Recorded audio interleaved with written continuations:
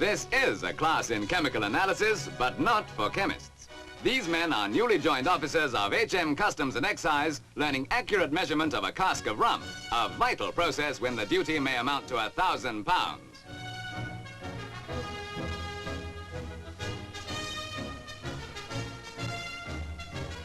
For a behind-the-scenes glimpse of how the customs handle another type of cargo, we go over to the Isle of Grain in Kent, where an oil tanker is preparing to discharge its load.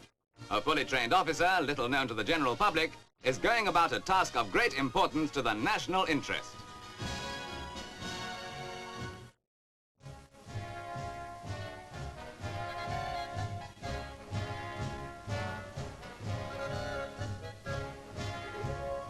The officers of Customs and Excise wear no uniforms, unlike the men we meet at sea and airports, and are responsible for collecting vast sums in duty and purchase tax.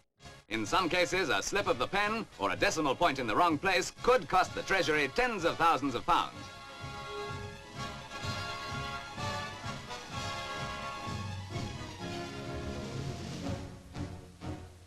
The manifest shows that the ship has brought 30,000 tons of crude oil from Kuwait. For the statistically minded, this is approximately 7¾ million gallons with a duty potential of £1 million.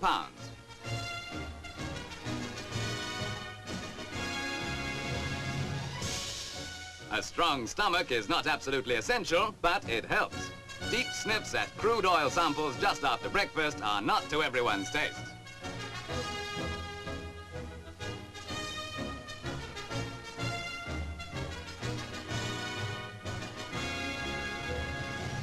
Another asset for the job is a reasonable physique.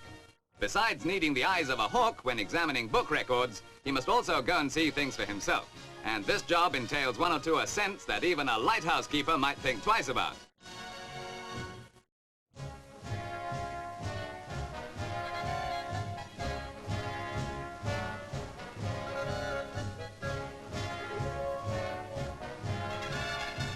The tremendous storage tanks each hold 6 million gallons of crude oil and operate on the same principle as a gasometer.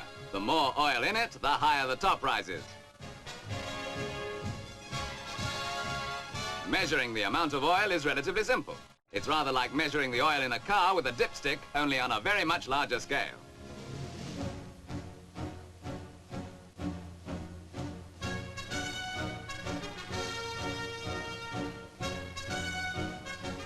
HM Customs and Excise is economical as well as efficient.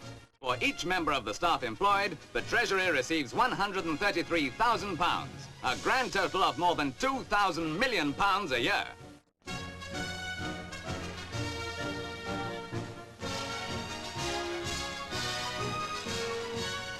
But for the activities of men like these, the £2,000 million may have to have been raised another way, possibly from you, the taxpayer.